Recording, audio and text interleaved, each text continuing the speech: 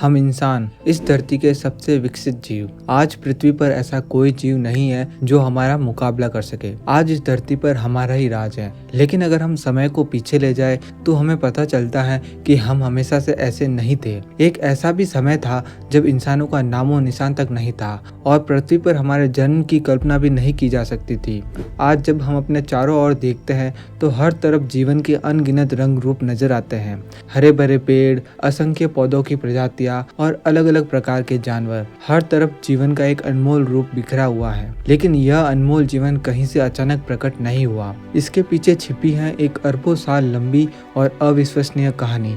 यह कहानी है साधारण से असाधारण बनने की। यह कहानी है संघर्ष, बदलाव और विकास की। यह कहानी है मानवता के उदय की, जिसमें हमें कई आपदाओं का सामना करना पड़ा। शिकारी हमें खत्म करने की कोशिश करते रहे। हर कदम पर ऐसा लगता था कि हमारा अंत तय है। जमीन से लेकर पानी तक हर जगह हमें जिंदा रहने के लिए संघर्ष करना पड़ा। यह सफर है एक सिंगल सेल से इंसान बनने का। तो चलिए समय के पहियों को पीछे घुमाते हैं और देखते हैं कि यह अविश्वसनीय यात्रा आखिर कैसे शुरू हुई। आज से करीब 4 अरब साल पहले धूल और चट्टान का एक गोला अंधेरे अंतरिक्ष में किसी बेनाम तारे का चक्कर लगा रहा था। इसकी सतह पिघले हुए लावा से बनी थी। यह अनजाना तारा था हमारा सूरज और यह नर्क जैसी जगह थी पृथ्वी। इस समय पृथ्वी को देखकर कोई ये सोच भी नहीं सकता कि भविष्य में इस पर जीवन की 9 मिलियन प्रजातियां रहने लगेगी।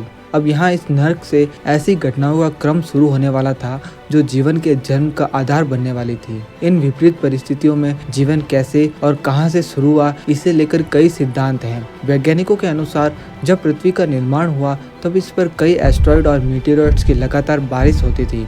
हर दिन कई हजार उल्कापिंड धरती पर बरस रहे थे। ये उल्कापिंड अपने साथ कुछ बहुत ही खास ला रहे थे। इनके अंदर थी जमी हुई बर्फ जिसने धरती पर समुद्रों का निर्माण किया। साथ ही ये उल्कापिंड अपने साथ कुछ खास तरह के खनिज और रसायनों को भी लेकर आए। अब धरती पर जीवन के लिए सबसे जरूरी तत्व पानी आ चुका था, जिसमें मिले थे कई तरह के जैविक रसायन। फिर अचानक उस रासायनिक मिश्रण पर सही समय और सही स्थान पर बिजली गिरती है। अरबों वोल्ट की बिजली एक अविश्वसनीय घटनाओं के क्रम को शुरू कर देती है। ये रासायनिक तत्व एक निश्चित क्रम में जुड़ते हैं जिससे निर्माण होता है डीएनए और जीन का। यही डीएनए और जीन एक साथ मिलकर निर्माण करते हैं पहली कोशिका का। ये एक सिंगल सेल यानी एकल कोशिका थी। फिर आज से 3.5 अरब साल पहले एक अद्भुत घटना घटती है। ये सेल खुद का क्लोन बनाने लगते हैं, यानी हर सेल अपने जैसे ही दूसरे सेल को जन्म देने लगा। यह जीवन की उत्पत्ति के लिए एक महत्वपूर्ण कदम था। अगर ये सेल अपना क्लोन नहीं बना पाते तो पृथ्वी पर जीवन कभी इतना विकसित नहीं हो पाता। उसके बाद लगभग 2 अरब साल तक पृथ्वी पर जीवन सिंगल सेल के रूप में ही रहा। लेकिन फिर आज से करीब 1.5 अरब साल पहले एक और घटना घटती है जिसने सब कुछ बदल कर रख दिया। 2 सिंगल सेल्स आपस में मिलकर मर्ज हो गए और उनके जीन और डीएनए भी एक हो गए। इस तरह शुरुआत हुई मल्टी सेल्यूलर ऑर्गेनिजम्स यानी बहुकोशिकीय जीवों की। सिंगल सेल से मल्टी सेल का जंप जीवन के लिए एक बहुत बड़ा कदम था। इसके बाद ये मर्ज हुए सेल्स खुद का कॉपी बनाने लगे। इससे जो नई सेल्स का जन्म हुआ उनमें 2 सेल के जीन शामिल थे। अब धीरे धीरे इन सेल्स में म्यूटेशन होने लगा। म्यूटेशन का मतलब है कि इन सेल में होने वाला परिवर्तन जो इन्हें और भी बेहतर बनाता है। इन सेल्स से जीवन की अलग अलग शाखाएं निकलने लगी। जीवन अब धीरे धीरे अधिक जटिल बनने लगा और जीवों का आकार भी बढ़ने लगा।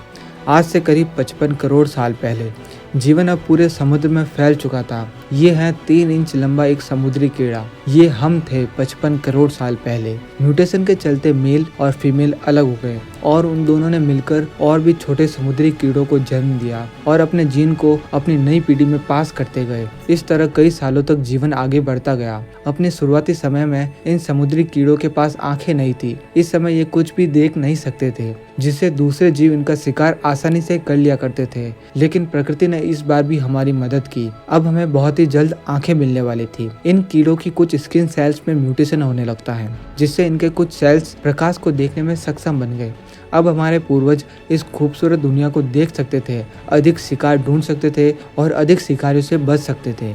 अब हम और भी अधिक समय तक जीवित रहने लगे थे और अपने वंश को और भी तेजी से आगे बढ़ाने लगे थे। धीरे धीरे वही जीव जिंदा बचे जो प्रकाश को देखने में सक्षम थे। जिन जीवों में ये काबिलियत नहीं थी वो समय के साथ विलुप्त हो गए। इस प्रोसेस को हम नेचुरल सिलेक्शन के नाम से जानते हैं। नेचुरल सिलेक्शन वह प्रक्रिया जो हर जीव को अपने वातावरण के अनुसार ढालने में मदद करती है। इसी प्रक्रिया से हमारे पूर्वजों ने आँखों का विकास किया था। अब हम प्रकाश को देख तो सकते थे, लेकिन जो हम देख रहे हैं उसे समझना भी तो जरूरी था। और यहाँ पर प्रकृति ने एक बार फिर हमारी मदद की। हमारी आंखों के पीछे कुछ नर्व सेल्स एक साथ जुड़ने लगती हैं और प्रकृति का सबसे जटिल और रहस्यमय अंग बनने लगा। आज से करीब 52 करोड़ साल पहले हमें हमारा सबसे महत्वपूर्ण अंग मिल चुका था, हमारा दिमाग। हालांकि इस समय इसका आकार बहुत ही छोटा था, लेकिन हमारा दिमाग साधारण निर्णय ले सकता था, बुनियादी जानकारी को प्रोसेस कर सकता था। इस समय हम एक मछली जैसे जीव थे। इन्हें माइलोकुनमिंगिया कहते हैं। इस समय हमारे विलुप्त होने की संभावना जीवित रहने से कहीं अधिक है, क्योंकि हमसे बड़े कई जीव समुद्र में रहते हैं जो अपने से छोटे जीवों का शिकार करते हैं। हम इतने छोटे दिमाग की मदद से उनसे लड़ने में सक्षम नहीं थे। अब तक पृथ्वी पर जितनी भी प्रजातियां रही थी उनमें से 99% विलुप्त हो चुकी थी, लेकिन इस बार भी प्रकृति ने हमारा साथ दिया और हमें विकसित होने का मौका दिया। धीरे धीरे हमारे शरीर में जबड़े और दांतों का विकास होने लगा। अब इनकी मदद से हम और अधिक भोजन कर सकते थे, जिससे हमारे शरीर का आकार भी बढ़ने लगा। आज से करीब 40 करोड़ साल पहले अब हमारा आकार 1 फुट लंबा हो चुका था और हम एक कवच से ढकी हुई मछली जैसे जीव बन चुके थे। लेकिन इतने सालों में सिर्फ हमारा ही विकास नहीं हुआ था। कई समुद्री जीव हमसे कई गुना विशाल बन चुके थे, जो हमें अपना शिकार बनाने के ताक में बैठे थे। अब हमारे सामने 2 ही रास्ते थे, या तो रास्ते से हट जाए या फिर मर जाए, और हमने रास्ते से हटकर भागने का रास्ता चुना। अब हम गहरे समुद्र से किनारे की ओर उथले पानी में आ चुके थे, पर यहाँ पर भी एक बड़ी समस्या थी। दरअसल समुद्र की गहराई में पानी में घुली ऑक्सीजन की मात्रा ज्यादा होती है, पर समुद्र के किनारे उथले पानी में पर्याप्त ऑक्सीजन नहीं थी और जहरीला कार्बन डाइऑक्साइड हमारे खून में बढ़ जाता था, जिससे हमारी कोशिकाएं काम करना बंद करने लगी थी। हम वापस नहीं जा सकते थे, क्योंकि गहरे पानी में शिकारी हमारा इंतजार कर रहे हैं। हमारा यहाँ रुकना भी संभव नहीं है। अब केवल एक ही जगह बची है जहां हम जा सकते हैं। 3 अरब सालों से भी अधिक समय लगा हमारे पूर्वजों को एक सिंगल सेल से लेकर 1 फुट लंबी कवच वाली मछली बनने में, लेकिन अब हमारा भविष्य अंधेरे में नजर आ रहा था। लेकिन फिर आज से करीब 37 करोड़ साल पहले हमारे पूर्वजों ने कुछ ऐसा किया जो आज से पहले किसी भी मछली ने नहीं किया था।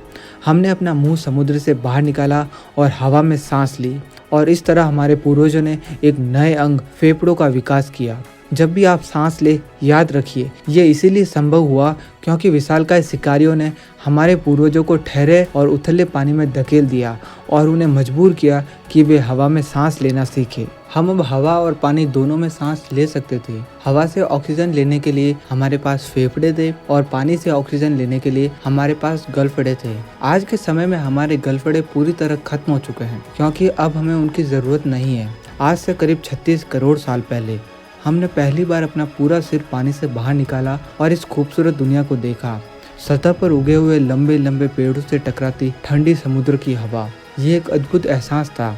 हमारे पीछे समुद्र में एक दलदल जैसी जिंदगी थी और वहीं हमारे सामने एक स्वर्ग जैसा नया अवसर। ये एक चुनाव की घड़ी थी, या तो हम हमेशा के लिए पानी में रह जाते और किसी प्राकृतिक आपदा से विलुप्त होने का इंतजार करते, या फिर पानी से बाहर निकलकर एक नई दुनिया का अनुभव करते।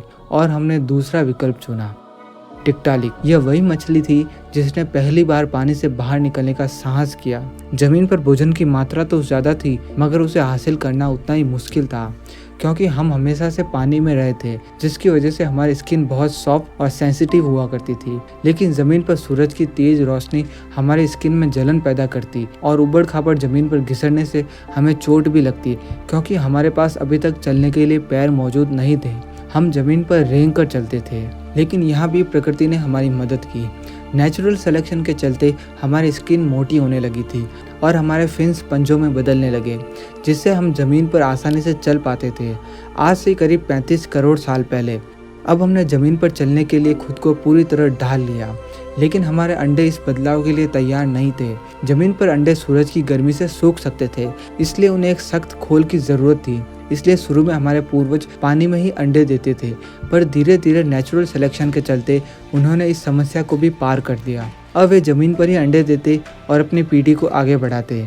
आज से करीब 34 करोड़ साल पहले अब हमारे पूर्वज पूरी तरह जमीन पर जीवन जीने में सक्षम बन चुके थे। पानी से उनका संपर्क लगभग पूरी तरह टूट चुका था पूरी तरह जमीनी जीवन का अनुभव हमारे लिए एकदम नया था। हम हवा में सांस लेते, अपना वजन खुद अपने पैरों से उठाते और नए नए गंध, आवाज़ों और दृश्यों से घिरे रहते। अब इतनी सारी जानकारी को प्रोसेस करने के लिए हमें थोड़ा और विकसित दिमाग की ज़रूरत थी और इस बार भी प्रकृति ने हमारी मदद की। नेचुरल सिलेक्शन के चलते हमारा दिमाग अब धीरे धीरे विकसित और बड़ा होने लगा। अब हमारे पास दिमाग है, हम ज़मीन पर रहते हैं और मज़े से अपनी ज़िंदगी जीते हैं। लेकिन ज़मीन पर हम अकेले नहीं थे, और भी कई जीवों ने समुद्री जीवन को छोड़कर ज़मीनी जीवन को अपना लिया है। लाखों प्रजातियां अब जमीन पर रहने के लिए विकसित हो चुकी हैं। ज्यादा जीवों का सीधा सा मतलब था अधिक प्रतिस्पर्धा। अब हमें दूसरे जीवों से भोजन छीनने के लिए संघर्ष करना होगा, और जो शिकार हम करते हैं उसे जल्दी से खाना होगा, इससे पहले कि कोई हमसे वो छीन ले। इस बार भी प्रकृति ने हमारी सहायता की। नेचुरल सिलेक्शन के चलते अब हमारे जबड़े की मांसपेशियां बड़ी और ताकतवर बनने लगी थी, जिससे हम अब अधिक भोजन तेजी से खा सकते थे, जिससे हम और अधिक ताकतवर बनने लगे थे। जिन जीवों से हमें कभी खाने के लिए संघर्ष करना पड़ता था, हम अब उन्हीं जीवों का शिकार करने लगे थे। अब ऐसा लग रहा था कि हमें कोई नहीं मिटा सकता, लेकिन सच्चाई तो ये थी कि हमारे जीवन के हर पड़ाव पर सिर्फ संघर्ष था। आज से करीब 25 करोड़ साल पहले साइबेरिया में पृथ्वी की सतह में हजारों किलोमीटर लंबी दरार पड़ती है, और पृथ्वी के अंदर खोलता हुआ लावा इस दरार के जरिए सतह पर आने लगा।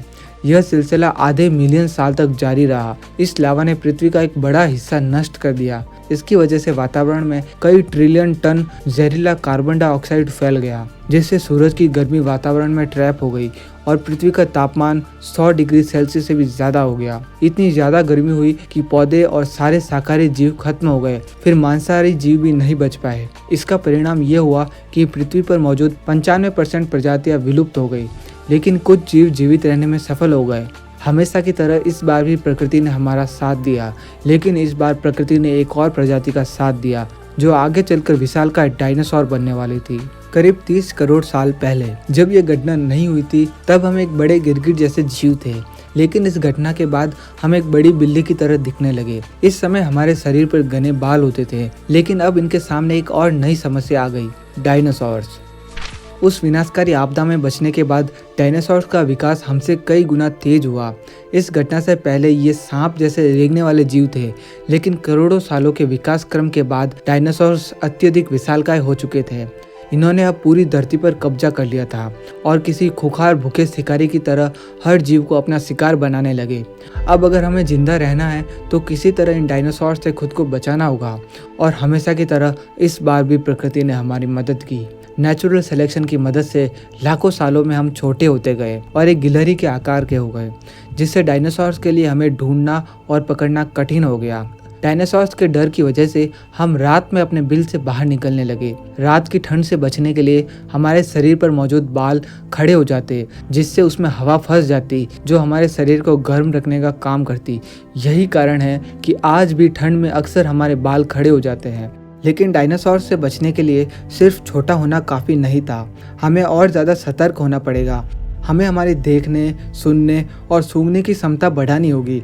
हमारी इंद्रियों को इतना तेज होना होगा कि डायनासोर्स की छोटी से छोटी आहट को भाप सके, और ये सब करने के लिए हमें और ज़्यादा विकसित दिमाग की ज़रूरत थी, और प्रकृति ने हमारी इस मांग को भी पूरा किया। कई सालों के विकास क्रम के बाद हमारा दिमाग इतना विकसित हो चुका था कि वो जटिल से जटिल इन्फॉर्मेशन को जल्दी से जल्दी प्रोसेस कर सकता था। इसी विकास की वजह से आज हमारे रिफ्लेक्सेस इतने तेज हैं। अब हम डायनासोर से बचने के लिए पूरी तरह सक्षम हो चुके थे। वैसे अगर देखा जाए तो डायनासोर्स का अस्तित्व हमारे लिए बहुत फायदेमंद साबित हुआ। उनके कारण ही हमने शक्तिशाली इंद्रियां और एक शानदार दिमाग विकसित किया। अगर डायनासोर्स ना होते तो शायद हम आज भी अंडे दे रहे होते, लेकिन डायनासोर्स के डर की वजह से हम ज़्यादा देर तक एक जगह रुककर अंडों की देखभाल नहीं कर सकते थे। इसलिए हमने जीवित संतानों को जन्म देना शुरू किया। इसके साथ ही हमने दूध देने वाली ग्रंथियों का विकास किया ताकि अपने बच्चों का पेट भर सके।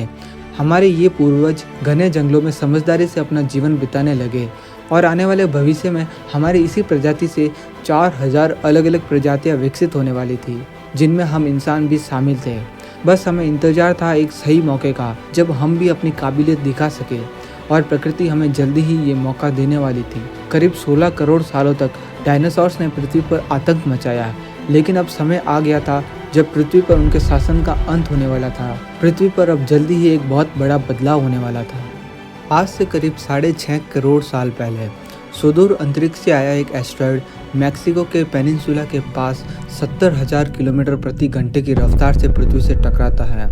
एक गिलहरी जैसा छोटा जीव अब अपनी जिंदगी की सबसे बड़ी लड़ाई का सामना करने वाला था और दांव पर लगा था मानवता का भविष्य। इस टकराव की वजह से धूल की एक मोटी परत पूरे ग्रह को चारों ओर से घेर लेती है, जिससे सूरज की रोशनी का पृथ्वी तक पहुंच पाना असंभव हो गया। इसकी वजह से तापमान में गिरावट आती है, पेड़ पौधे मर जाते हैं और धीरे धीरे डायनासोर्स भी तबाह हो जाते हैं। वैसे इस घटना को डिटेल में हमने डायनासोर्स के अंत वाली वीडियो में जाना है। इस वीडियो के बाद आप वो भी देख सकते हैं। अब ज़मीन पर तबाही का मंजर शुरू हो चुका था, जिसमें डायनासोर्स तड़पते हुए मर रहे थे। अब हमारे पास जिंदा रहने का सिर्फ एक ही रास्ता था। हमने ज़मीन में बिल बनाना शुरू किया और सतह के नीचे जाकर अपनी जान बचाई। कहते हैं जब बड़े गिरते हैं तभी छोटों को उभरने का मौका मिलता है। डायनासोर्स का अंत हमारे लिए बहुत फ़ायदेमंद साबित होने वाला था। हमने छोटे छोटे मरे हुए और सड़ते हुए कीड़ों को खाना शुरू किया, जिससे हमने इस मुश्किल समय में अपनी जान बचाए रखी। आज से करीब 64 मिलियन साल पहले हमारे कीड़े खाने वाले पूर्वज, जो महज 6 इंच लंबे थे, वो डायनासोर्स के उत्तराधिकारी के रूप में उभर कर सामने आते हैं। अब स्तनधारी जीव जमीन पर प्रमुख प्राणी बन गए। वे नए बने महाद्वीपों में फैल गए। हमारा भविष्य अब इनकी छोटी सी पीठ पर टिका हुआ था। विनाश की राख से जीवन के नए अंकुर उगने लगे। अब धीरे धीरे प्रकृति अपने आप को फिर से रिकवर करने लगी थी। आज से करीब 6 करोड़ साल पहले अब पृथ्वी बिल्कुल पहले जैसी हरी भरी हो चुकी थी। चारों तरफ लंबे लंबे पेड़ फैल चुके थे। पेड़ों पर फल पकने लगे थे। ये फल पोषक तत्वों से भरपूर होते थे। जितना अधिक फल हम खाएंगे उतना ही अधिक हम जीवित रहेंगे। पर अब हमारे सामने एक नई समस्या खड़ी थी। फल पेड़ों के ऊपर होते थे, लेकिन हम तो जमीन पर चलते थे। हम जमीनी जीवन को छोड़कर पेड़ों की एक नई जीवन शैली की ओर बढ़ना चाहते थे और एक नई दुनिया, एक नए शरीर की मांग करती है। और इस बार भी प्रकृति ने हमारी इस मांग को पूरा किया। नेचुरल सिलेक्शन के चलते हम धीरे धीरे बंदर जैसी प्रजाति में विकसित हुए, जो पेड़ों पर चढ़ने में सक्षम थे। अब हम पेड़ों पर इधर उधर कूद सकते थे, वहाँ लगे फलों को आसानी से खा सकते थे। हम पेड़ों की दुनिया को पूरी तरह अपना चुके थे। हम अब उस पहले सिंगल सेल से बहुत दूर आ चुके थे, लेकिन हमारा सफ़र अभी खत्म नहीं हुआ। आज से करीब 5.5 करोड़ साल पहले अब हमने पेड़ों की दुनिया के अनुसार खुद को पूरी तरह ढाल लिया था। हमारा अब जमीन से कोई संपर्क नहीं रहा। 1 करोड़ साल तक सब कुछ सही चलता रहा। हम मज़े से पेड़ों पर अपनी ज़िंदगी बिता रहे थे, लेकिन धीरे धीरे सब कुछ बदलने लगा। इस 1 करोड़ साल में पृथ्वी का तापमान बदलने लगा, जिसकी वजह से जंगल सूखने और छोटे होने लगे। अब भोजन पाना और भी कठिन हो गया था, लेकिन जैसे तैसे हम उस मुश्किल समय में खुद को जीवित रखे हुए थे। समय के साथ हमारी पूंछ गायब हो गई और हमारे हाथ लंबे और लचीले हो गए। बदलते तापमान ने हमारे पूर्वजों और हमें हमेशा के लिए बदल दिया। आज से करीब 3 करोड़ साल पहले एक और घटना घटती है। अफ्रीकन और अरेबियन टेक्टोनिक प्लेट्स में हलचल होने लगी। इसकी वजह से ईस्ट अफ्रीकन रिफ्ट वैली का निर्माण हुआ। इसके किनारे पर 4000 मील लंबी पहाड़ी श्रृंखला उभरती है, जो बादल इंडियन ओशन से जाकर पूरे अफ्रीका में बरसते थे। अब इन पहाड़ियों के कारण रुक जाते हैं, जिससे अफ्रीका के उस इलाके में सूखा पड़ने लगा। पेड़ और भी दूर होने लगे। खाना और भी मुश्किल से मिलने लगा। हम लाचार और निराश होकर भूख से तड़प रहे थे। हम हमारे जीवित रहने की इच्छा की वजह से ही यहाँ तक पहुँचे थे, लेकिन अब हमारा भविष्य खतरे में नजर आ रहा था। हमें जिंदा रहने के लिए कुछ ऐसा करना होगा जो हमसे पहले किसी ने नहीं किया, नहीं तो 3 अरब सालों का विकास और संघर्ष व्यर्थ हो जाएगा। आज से करीब 44 लाख साल पहले इस समय हम आर्डिपिथिकस रेमिडस थे। हम करीब 4 फीट ऊंचे थे। हमारा वजन 35 किलोग्राम था और हमारे दिमाग का आकार एक संतरे जितना था। हम अफ्रीका के उसी इलाके में रहते हैं जहाँ सूखा पड़ा है। पहले यहाँ हरे भरे वर्षावन हुआ करते थे, लेकिन अब गिने चुने पेड़ ही नजर आते हैं, जो कि एक दूसरे से काफ़ी दूर है। हम इन पेड़ों की शाखाओं पर खड़े हो सकते थे, चल सकते थे, लेकिन अधिक भोजन तक पहुँचने के लिए एक पेड़ से दूसरे पेड़ पर नहीं जा सकते थे, क्योंकि अब आसपास इतने पेड़ ही नहीं बचे। अब समय आ चुका था कि हमें पेड़ों से अपनी पकड़ छोड़नी होगी और एक नए जीवन की ओर बढ़ना होगा। ये वही समय था जब हमारे पूर्वजों ने करोड़ों साल बाद एक बार फिर से जमीन पर कदम रखा। हमने पहली बार 2 पैरों पर चलना शुरू किया, यही एक जरिया था दूर मौजूद पेड़ों तक पहुंचकर भोजन प्राप्त करने का। हम अपने लंबे हाथों का उपयोग भोजन को उठाने में करने लगे। अब जो दो पैरों पर चलने की काबिलियत हमने हासिल की, वो हम एक पीढ़ी से दूसरे पीढ़ी में देते चले गए। अगले 12 लाख सालों तक हमारा शरीर इतना विकसित हो चुका था कि अब हम लंबी दूरी को तेजी से चलकर तय कर सकते थे। अब हमारे लिए शरण और भोजन ढूंढना आसान हो गया। लेकिन दो पैरों पर चलने की वजह से हमारे सामने एक और नई समस्या आ गई। हम पूरी तरह से विकसित बच्चे को जन्म देने में सक्षम नहीं रहे। जैसे आज के समय में बच्चे को जन्म देने के लिए 9 महीनों का समय लगता है, पर पहले इससे ज़्यादा समय लगता था ताकि बच्चा माता के गर्भ में ही अधिक विकसित हो सके। लेकिन अब दो पैरों पर चलने के कारण इतने लंबे समय तक बच्चे को गर्भ में रख पाना असंभव हो गया। इस समस्या की घड़ी में प्रकृति ने एक बार फिर से हमारी और मदद का हाथ बढ़ाया। नेचुरल सिलेक्शन के चलते हमने एक नई काबिलियत हासिल की। अब हम बच्चों को समय से पहले ही जन्म देने लगे थे। माता के गर्भ में बच्चे का जरूरी विकास हो जाता और बाकी विकास बच्चे के जन्म के बाद होने लगा। यही कारण है कि हम इंसानों के बच्चे जन्म के बाद भी कई सालों तक कमज़ोर होते हैं। वहीं अगर हम जानवरों की बात करें तो उनके बच्चे जन्म के कुछ घंटे बाद ही चलना फिरना शुरू कर देते हैं। उन्हें कोई देखभाल की ज़रूरत नहीं होती। वहीं इंसानों के बच्चों को काफ़ी लंबे समय तक देखभाल, सुरक्षा और भोजन प्रदान करने की ज़रूरत होती है। आज से करीब 32 लाख साल पहले हम अब ऑस्ट्रेलोपिथेकस बन चुके थे। अब हमारे दिमाग का आकार एक संतरे से थोड़ा बड़ा हो चुका था। हमने हमेशा के लिए पेड़ों पर जीवन को अलविदा कह दिया था और पूरी तरह से जमीनी जीव बन चुके थे। हम पूरी तरह से दो पैरों पर चलते थे, लेकिन ज़मीन पर रहने के साथ ही वहाँ रहने वाले शिकारी जानवरों से भी हमें खतरा था। हम सिर्फ उनसे डर के भागते हुए लंबे समय तक जीवित नहीं रह सकते थे। शिकारियों से बचने का एकमात्र तरीका था उन्हें अपने दिमाग से मात देना। जितना ज़्यादा हम समझदार और बुद्धिमान होंगे, उतना ही ज़्यादा हम जीवित रहेंगे। धीरे धीरे प्रकृति ने हमारे दिमाग की क्षमता में सुधार लाना शुरू किया। अब हमारा दिमाग पहले से 2 गुना हो चुका था। आज से करीब 23 लाख साल पहले इस समय हम होमो हैबिलिस थे, जिन्हें हैंडीमैन भी कहा जाता है। अब हम पृथ्वी पर पहले इंसान थे। हम पहले से बड़े, मजबूत और ज़्यादा भूखे थे। इस समय हम छोटे छोटे समूहों में रहते थे, लेकिन हमारे पास कोई स्थायी आवास नहीं था। हमारा जीवन नॉमेडिक था और हम हर कुछ समय में अपनी जगह बदलते रहते थे। जब किसी क्षेत्र में भोजन या शिकार की कमी हो जाती तो हम दूसरी जगह पलायन कर जाते। इस समय हमारे जीवन का मुख्य उद्देश्य भोजन की तलाश और शिकार था। इस समय हम शिकार करने में माहिर हुआ करते थे, लेकिन हम पूरी तरह से शिकारी नहीं थे। हम स्कैवेंजर्स भी थे, यानी हम किसी और बड़े जानवर के शिकार के अवशेषों को छीन कर खाते थे। होमो हैबिलिस पहले शुरुआती मानव थे जिन्होंने हथियार बनाने की कला विकसित की। इन हथियारों के साथ हम पूरी दुनिया को बदलने वाले थे। 3 अरब सालों के विकास के बाद अब हम अपनी किस्मत को अपने हाथों में लेकर चलते थे। इन औजारों ने न केवल हमें भोजन प्राप्त करने में मदद की, बल्कि हमें अन्य शिकारी जानवरों से अधिक ताकतवर बनाया। इन हथियारों के दम पर हम शिकारी, भूखमरी और तो और अपने ही रिश्तेदारों से मुकाबला करते थे। ये हथियार हमारे दैनिक जीवन का अहम हिस्सा बन चुके थे। हम अफ्रीका के उसी इलाके में रहते थे जहाँ सूखा पड़ा हुआ था और पेड़ों की कमी थी। ऐसे में हमें जो कुछ भी मिल जाता हम उसे खा लेते थे। कई बार जानवरों का मांस खत्म हो जाता और सिर्फ उनकी हड्डियां बचती। जब भूख हम पर हावी होने लगी तब हमने अपने हथियारों की मदद से उन हड्डियों को तोड़ना शुरू किया और उनमें मौजूद बोन मैरो को खाना शुरू किया। इससे हमें अधिक ऊर्जा मिलती थी। इन हथियारों ने हमारे जीने के तरीके को पूरी तरह बदल कर रख दिया। हथियारों को पकड़ने के लिए हमारे अंगूठे और मजबूत होने लगे, जिससे हम हथियारों को आसानी से पकड़ पाने लगे। हम आज आसानी से कप उठा सकते हैं, पेन से लिख सकते हैं। ये सब इसीलिए संभव हुआ क्योंकि 20 लाख साल पहले हमारे पूर्वजों ने औजारों का उपयोग करने के लिए हमारे शरीर को विकसित किया। होमो हैबिलिस का जीवन आसान नहीं था। हमें हर समय शिकारी जानवरों से सतर्क रहना पड़ता था। हमें बदलते मौसम और पर्यावरणीय परिवर्तनों के साथ तालमेल बिठाना पड़ता था। इसके साथ ही होमो हैबिलिस के जीवन का औसत समय छोटा था। ये लोग लंबे समय तक जीवित नहीं रह पाते थे क्योंकि बीमारियां, चोटों और शिकारियों के हमले से उनका जीवन जल्दी ही समाप्त हो जाता था। आज से करीब 18 लाख साल पहले अब हम होमो इरेक्टस बन चुके थे। इससे पहले हम स्कैवेंजर्स थे, लेकिन अब हम शिकारी बन गए हैं। अब हम झुंड में एक साथ मिलकर काम करना सीख चुके थे। हमारी ऊंचाई करीब 6 फीट हो चुकी थी और अब हमारा शरीर पूरी तरह सीधा खड़ा रहने में सक्षम हो चुका था, जिससे हम और भी तेजी से भाग सकते थे। हमारा मस्तिष्क पहले के मुकाबले कई गुना विकसित था। हम जटिल से जटिल कार्यों को योजना बनाकर करते थे और जीवन की चुनौतियों से निपटने के लिए हम नए नए तरीके खोजने लगे थे। हमारे शरीर में पसीने की ग्रंथियों का विकास हो चुका था, जिससे हम हमारे शरीर का तापमान नियंत्रित करने लगे थे।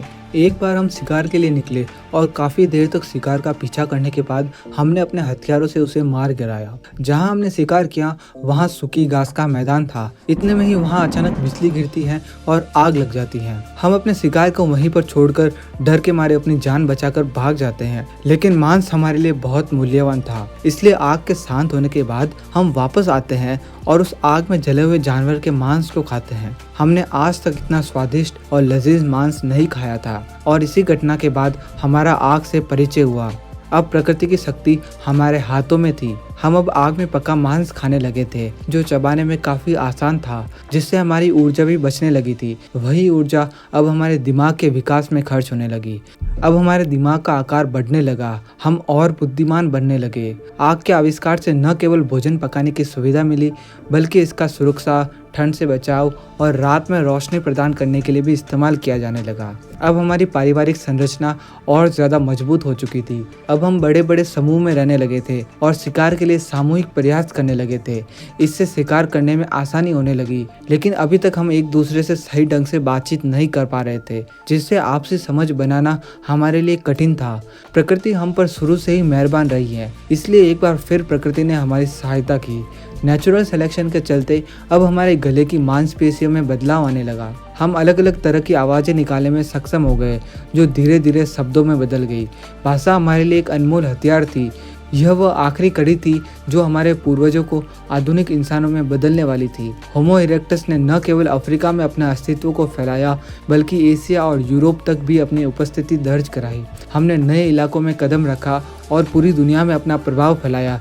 यह दिखाता है कि होमो इरेक्टस अपने समय की सबसे उन्नत प्रजाति थी, लेकिन एक प्रजाति का आगमन अभी बाकी था। आज से करीब 2 लाख साल पहले सिंगल सेल से शुरू होकर जटिल जीवन के रूप में अरबों सालों की सर्वाइवल की जंग लड़ते हुए हम यहाँ तक पहुँचे।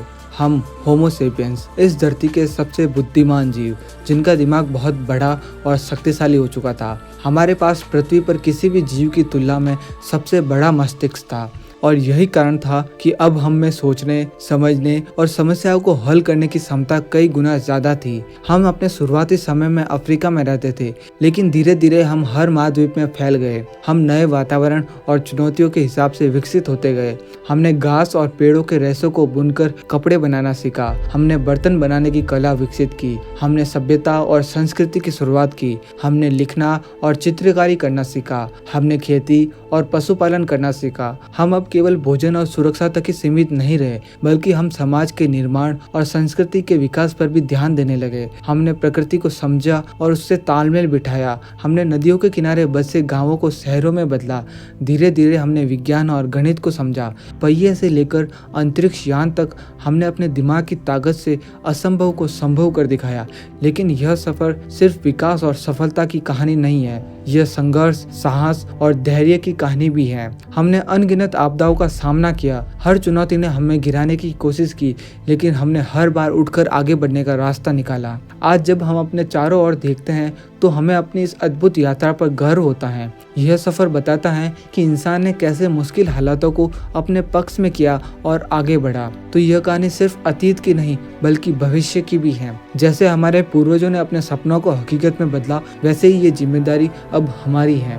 हमें अपने ज्ञान, विज्ञान और नैतिकता का उपयोग करके इस धरती और इसके सभी जीवों के लिए एक बेहतर कल बनाना होगा। सिंगल सेल से इंसान तक की यह यात्रा केवल एक जीव के विकास की कहानी नहीं है, यह हमारी पहचान की कहानी है। यह हमें सिखाती है कि विकास कभी रुकता नहीं और हमारी सीमाएं सिर्फ हमारी सोच तक ही हैं।